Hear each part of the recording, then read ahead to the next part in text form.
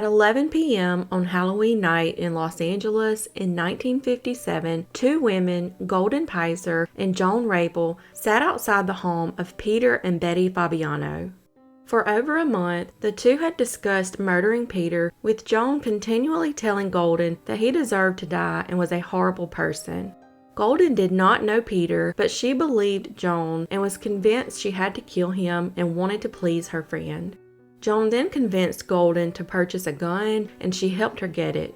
The reason Joan wanted Peter dead was jealousy. She had had a romantic relationship with his wife Betty, but Betty had returned to Peter and broke it off with her. He allowed Betty to move back into the home under one condition: she had to cease all contact with her lover Joan. After the relationship with Betty, Joan seduced Golden. As the two women sat outside the house on Community Street in the car Joan had borrowed from a friend, they carefully rehearsed the final details as they waited for the lights to go out in the home. Golden was wearing the costume Joan had selected for her: blue jeans, a khaki jacket, red gloves, and a painted face. She had the gun in a paper bag to make it look like she was trick-or-treating. About 11:30 p.m., the bedroom lights went out. With Joan's help, Golden put on a Halloween domino mask like the one Robin wore in the movie Batman. Then she walked to the door and rang the bell. Peter thought someone was there for late trick-or-treating and opened the door and said, "It's a little late for this, isn't it?" Golden replied, "No," raised the brown paper bag and pulled the trigger, shooting Peter near the chest, killing him. She then ran back to the car and they drove away. They would stop to burn their clothes before continuing on to her friend Margaret's to return the car. Golden rented a locker at a department store in downtown LA and left the gun there. The police dug into Peter's background when it was pointed out that the shooting was reminiscent of a gang assassination, but police wanted to know why he had been targeted. He owned 2 hair salons in LA, was a hairdresser, and had only had a misdemeanor charge in the past from working as a bookie in 1948. Their perfect plan would unravel in less than 2 weeks and became known as the trick-or-treat murder. There was only one person Betty could think of that might want to harm Peter: Jong Rabel, a friend of the family that had once worked at one of the Peters salons, the same woman that she had previously left Peter for. According to the Valley News, the murder weapon was found in the department store locker 2 weeks later. That's when the gun's registration led right to Golden. Police then arrested her, and she confessed, claiming that Joan had coerced her into shooting Peter and she wanted to please her. Joan was then arrested and both women hired lawyers. Joan and Golden were convicted in 1958 of second-degree murder and sentenced to 5 years to life in prison.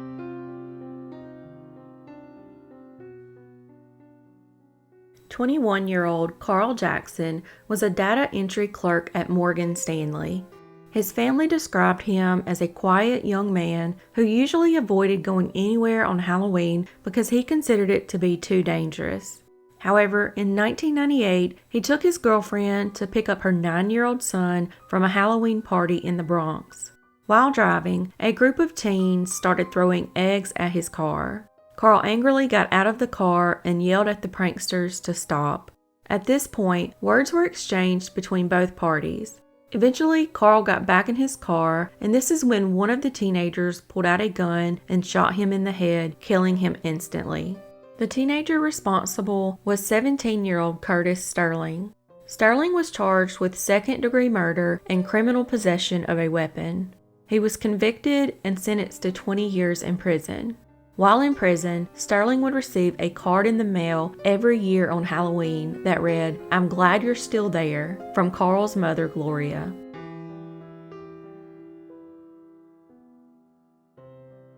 "16-year-old Patricia Spencer and 15-year-old Pamela Hobley both went missing in 1969 on Halloween Day. Pamela had told her mother that she was going to a Halloween party after the football game that night with her friends and fiancé, and Patricia told her parents she was doing the same thing. It is believed they both skipped their afternoon classes at Escoda High School in Escoda, Michigan. While the girls did know one another in the small town, they strangely were not known to be friends and did not usually hang out together. Pamela and Patricia were both seen walking together on River Road, heading in the opposite direction of their high school. When Pamela's family came home from trick-or-treating and noticed she was missing, they grew concerned. Her fiancé then told them that she never showed up to the planned events that night. They then found out that Patricia was also missing. Investigators initially believed the girls fled to Flint, Michigan, but have since changed their minds and now believe the pair attempted to hitchhike somewhere and were met with foul play. The two teens had not taken their purses or identification when they left, indicating they had no plans to leave the area for more than a few hours. In 1985, police were told that the two teens were murdered by two area men and were buried near a barn. The barn in question was known as being a popular location for teenage parties. Decades later, the area was searched with cadaver dogs, but no evidence of human remains were found. 44 years later, in 2013, a witness came forward saying that he had dropped the pair off at a gas station in downtown Escoda after picking up the girls along River Road around 2 p.m. that day. This witness is not a person of interest and was cleared as a suspect. Strangely, also in 2013, police released a statement indicating they had a person of interest in the case, but they still needed additional information for the case to continue. Pamela's dental records and both the girls' DNA profiles were obtained and have been used to compare against unidentified remains over the years. Neither of the girls have fingerprints on file, and Patricia's dental records are also unavailable. The girls are believed to be deceased, but their killer and the girls' bodies have yet to be located.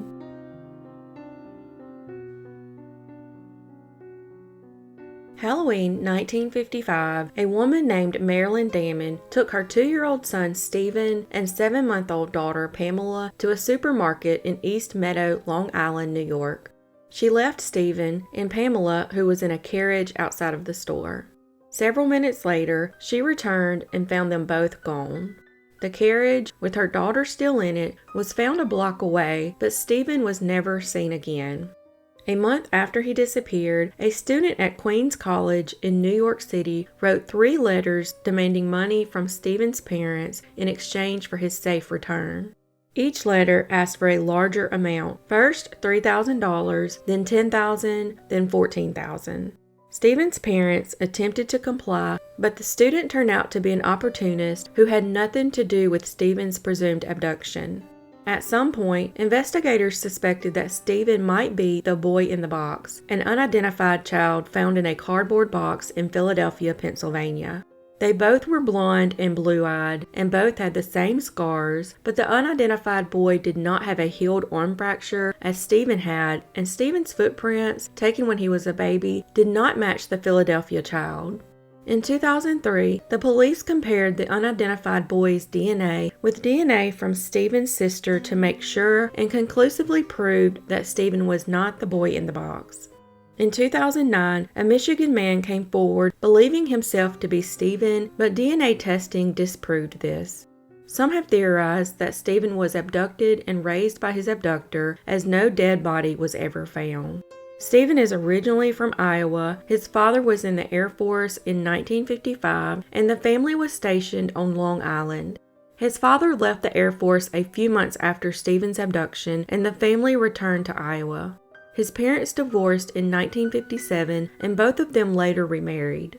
Stephen has never been found, and his disappearance still remains a mystery.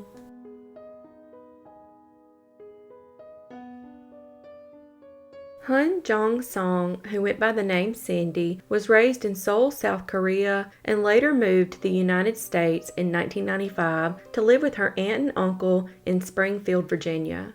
After graduating high school, she enrolled in Penn State. On Halloween of 2001, at the age of 21, she attended a Halloween party dressed as a bunny at the Players nightclub in the 100 block of West College Avenue.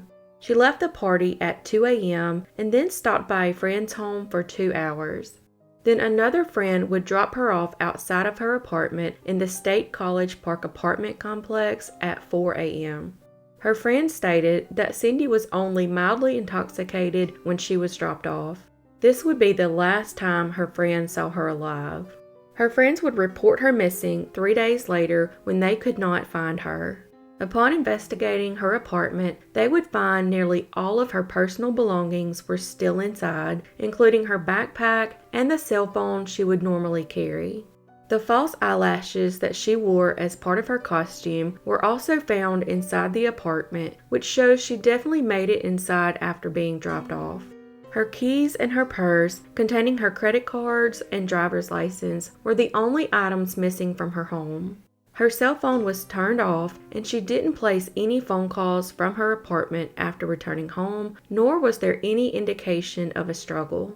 Some people think she left to walk to the 24-hour store, as she often did because she didn't have a car, leaving her phone behind because it was dead and didn't plan on being gone very long.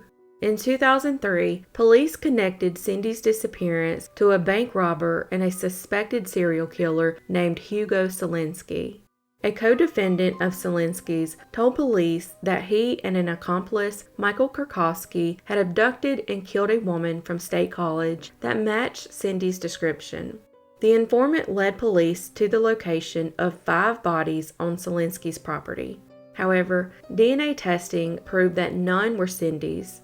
Selinski said that he and Kurkowski mistook Cindy for a prostitute, kidnapped her, and kept her in a walk-in safe in his home until she died. Kurkowski could not confirm or deny Selinski's account because he was one of the people buried in Selinski's backyard. Selinski said he killed Kurkowski after learning that he had kept Cindy's bunny ears as a souvenir of the crime. The informant claimed that she wasn't found because she was buried on another part of the property. However, some people believe that Selinski made up the story after hearing of details in the media. Authorities believe the informant is telling the truth because his information on the other 5 cases turned out to be correct. Selinski also confessed to kidnapping Cindy, but claimed that Kurkowski killed her and kept her bunny ears as a souvenir. Surprisingly, in 2006, Selinski was acquitted of the murders of 2 drug dealers who were found on his property. He was, however, convicted of abusing their corpses. In January 2014, 7 badly destroyed remains were found on his property. They have looked into the possibility that one of the sets of remains belongs to Cindy. However, she has not yet been linked to them. Finally, in 2015, Selinski was convicted of the murders of Kurkowski and his girlfriend Tammy Fassett, who were also found on his property and sentenced to life in prison. He is still considered a suspect in Cindy's case. However, her body has never been found.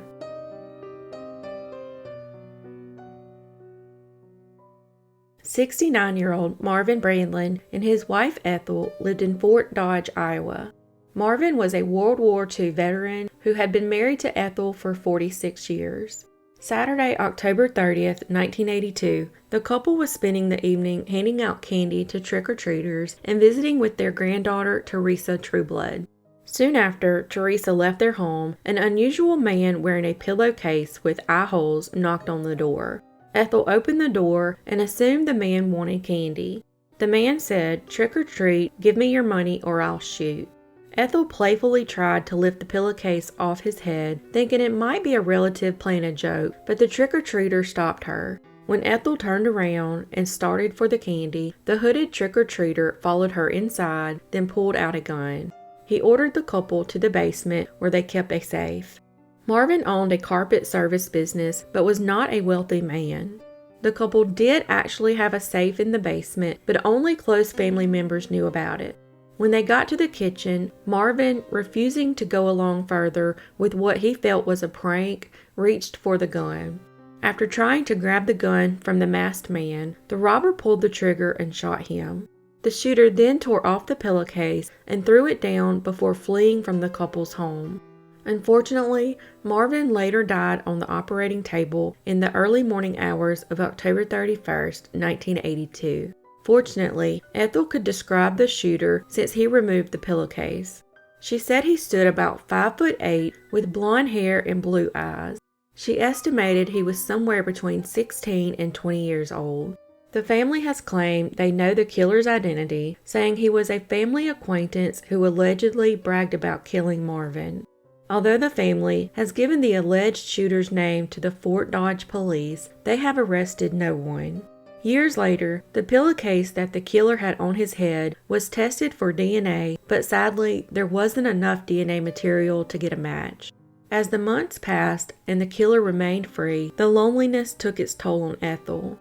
Thanksgiving Day, surrounded by family, she broke down and would die a few months later on July 20th, 1983. Her family says Ethel could not handle the death of Marvin and died of a broken heart.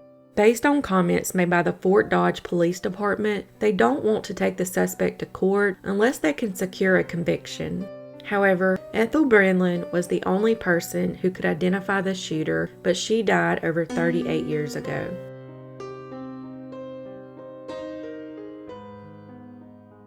In 1974, Ronald O'Brien took his two children, Timothy and Elizabeth, trick-or-treating in Pasadena, Texas, along with a neighbor and his two children. After visiting a home where the occupant didn't answer the door, the children grew impatient and ran ahead to the next home while Mr. O'Brien stayed behind. He eventually caught up with the group and produced 5 long pixie sticks. At the end of the evening, O'Brien gave each of his neighbors 2 children a pixie sticks and 1 each to Timothy and Elizabeth. When the O'Briens were on their way home, O'Brien gave the last pixie sticks to a 10-year-old boy whom he recognized from his church.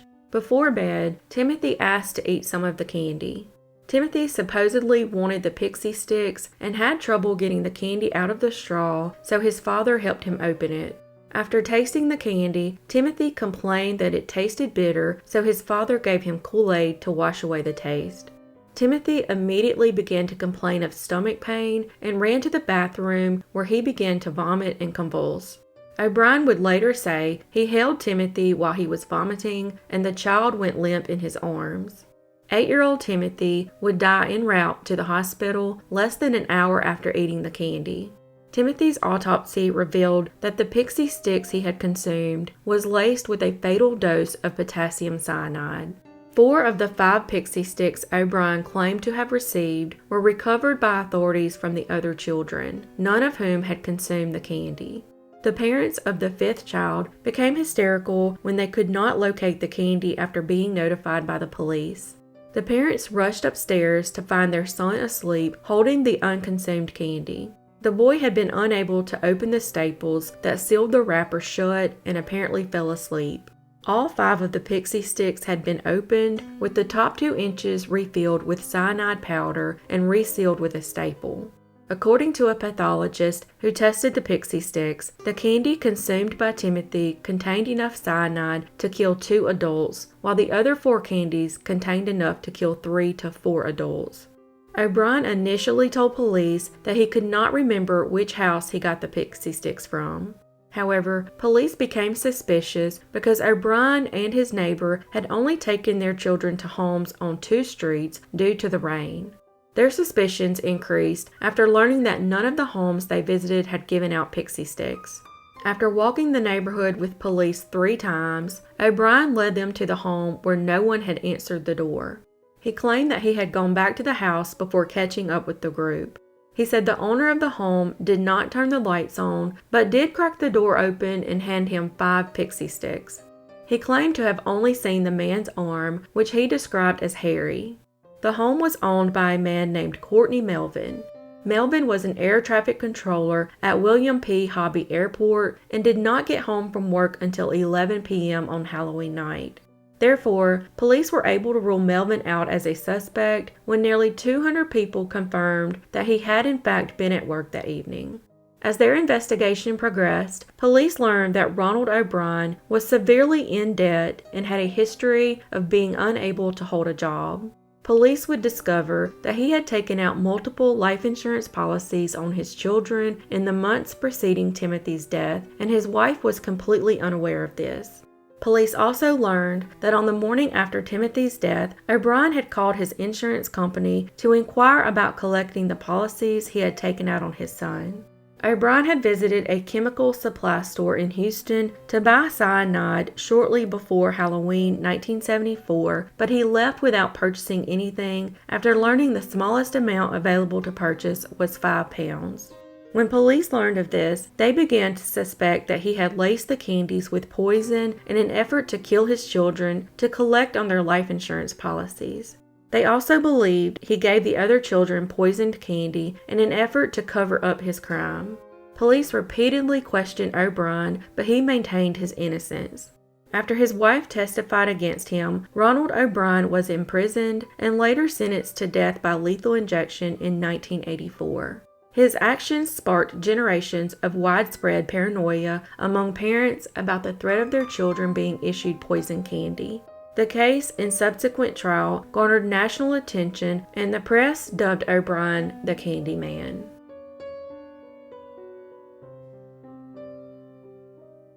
Jacob Jake Evans was a 17-year-old boy living in Aledo, Texas.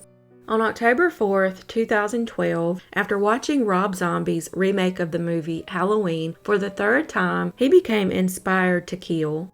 In the movie, a 12-year-old boy murders his stepfather, sister, and his sister's boyfriend. He empathized with the fictional serial killer Michael Myers' complete lack of empathy. Evans stated that he was amazed at how at ease the boy was during the murders and how little remorse he had afterward. While his father was out of town and his mother, Jami Evans, and his sister, Mallory Evans, watched the presidential debate, Evans was preoccupied with how he would murder them. He first grabbed a kitchen knife like the film's killer, but then decided to use a gun instead because he thought they would experience less pain. That's when he stole a .22 revolver from his grandfather. After over an hour of nervous pacing, he knocked on his 15-year-old sister Mallory's door and said their mother Jami needed her. She came out, and out of the corner of her eye, she saw him pointing the gun at her. She thought he was joking and said that he was freaking her out. He then shot her twice and then ran down to the study and shot his mother several times. He then called 911 and calmly described exactly what he did. He said he had wanted to kill someone for some time. His mother, Jami, was described as deeply spiritual and was an elementary teacher and assistant principal. Her daughter, Mallory, was described as a fun-loving, sweet girl.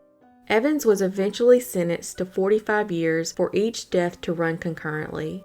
He also confessed that he intended to kill not only his mom and younger sister, but also his older sisters and grandparents, but he never got the chance.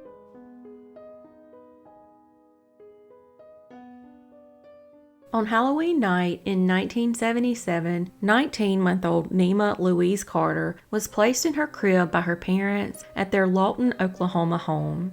The next morning, Nima's parents were shocked to discover that she was missing, gone, vanished in the middle of the night. Since the windows in Nima's bedroom were locked, it's theorized that her abductor had been hiding in the closet and sneaked the child out of the house while her parents were sleeping in the living room. A month later, a group of kids were playing in an abandoned house 4 blocks away from the Carters' home. As they were going through the house, they opened the refrigerator and received a horrifying shock when the decomposed body of a small child came tumbling out. The child was identified as Nima Carter. It was determined that she died of suffocation. Strangely, a similar crime had occurred in Lawton the year prior in April 1976 when a pair of 3-year-old twin sisters, Mary and Tina Carpenter, were lured out of their home by a young woman and forcibly confined inside a refrigerator at another abandoned house. When the sisters were eventually found 2 days later, Mary had suffocated, but Tina had managed to survive. Tina identified her abductor as a local teenage babysitter named Jacqueline Robideau. However, the child's age made her testimony unreliable, and there wasn't enough evidence to file charges at the time. Jacqueline, never charged with any crime, was free to continue as a babysitter and would eventually be hired into the Carters' home to babysit Nima. After Nima's death, Jacqueline was an obvious suspect, but once again, there was no evidence to implicate her. Years later, Jacqueline was finally charged with Mary Carpenter's murder and given a life sentence. She died in prison of liver cancer in 2005, but never admitted to the still unsolved murder of Nima Louise Carter.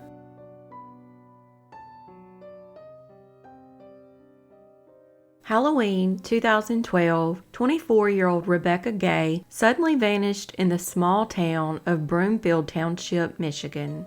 Rebekah's soon-to-be stepfather, Pastor John D. White, asked his followers at the Christ Community Fellowship Church to pray for her safe return. He was engaged to Sally Gay, Rebekah's mother, and she was one of his followers at the church. The pastor would also help out by babysitting Rebekah's 3-year-old son. The interesting thing about Pastor White is he was a 55-year-old ex-convict with a very dark and violent past. His congregation didn't know that while he asked them to pray for her safe return, that he was holding a dark secret. He knew exactly what happened to her. As Halloween ended and the next day unfolded, the truth about what happened to Rebekah started coming to light. White was a troubled man whose past crimes were horrific. But as a result of a dysfunctional justice system, he became a free man in 2012. His violent history dates all the way back to 1980 when he attacked a 22-year-old woman. Then one day, he invited a 17-year-old neighbor named Teresa Etherton to his basement to check out the stock car racetrack he had set up. Without warning, White attacked the teenage girl by stabbing and choking her. Luckily, she survived the brutal assault and White was arrested. He was sent to prison, but he appealed and won on the grounds that his attorney did not raise an insanity defense. White was released from prison in 1983 after only 2 years and was given 2 years of probation and mandatory mental health treatment. Teresa had no idea that White was released from prison. A few years after her attack, she heard a very recognizable voice while standing in line, causing her to turn around and see White creepily standing there smiling at her. In July 1994, 26-year-old Vicki Sue Wall disappeared from Comstock Township, Michigan. White was still married and now had 2 children and another baby on the way. He had met Vicki where they worked at a textile company and the two had an affair. Surveillance video from a grocery store parking lot showed Vicki getting into a black pickup truck with a bearded man at 3 a.m. It would be the last time that anyone would see her alive. White was picked up for police questioning and admitted the affair with Vicki, but claimed he dropped her off safely later on. However, police didn't believe his claims, but there was no body and no real evidence to charge him. 6 weeks later, her body was found dumped in a rural area 2 miles from the grocery store where the two were captured on video. Her body was so badly decomposed that police could not determine a cause of death. She was naked except for a shirt and a bra around her neck. White refused to talk with police or take a lie detector test. A luminol test of his pickup truck showed blood in several areas, but the evidence was severely limited.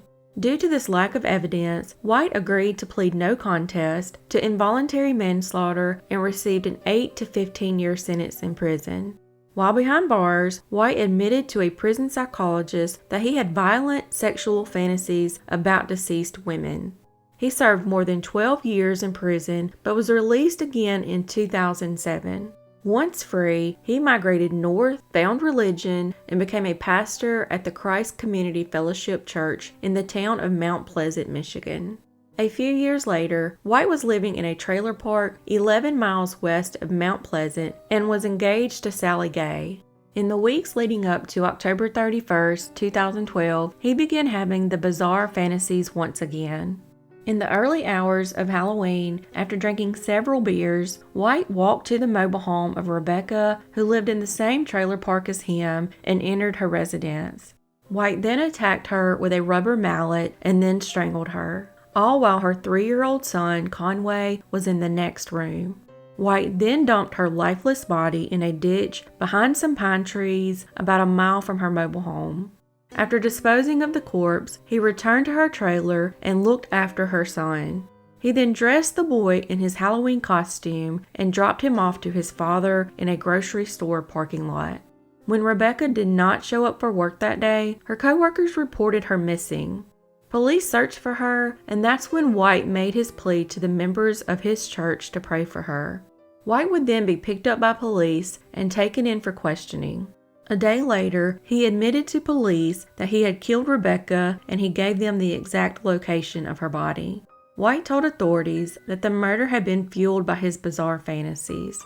He added that he didn't even remember what he did to Rebekah, but she was found with no clothes on.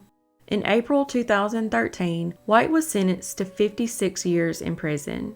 4 months later, he was found hanging in his prison cell.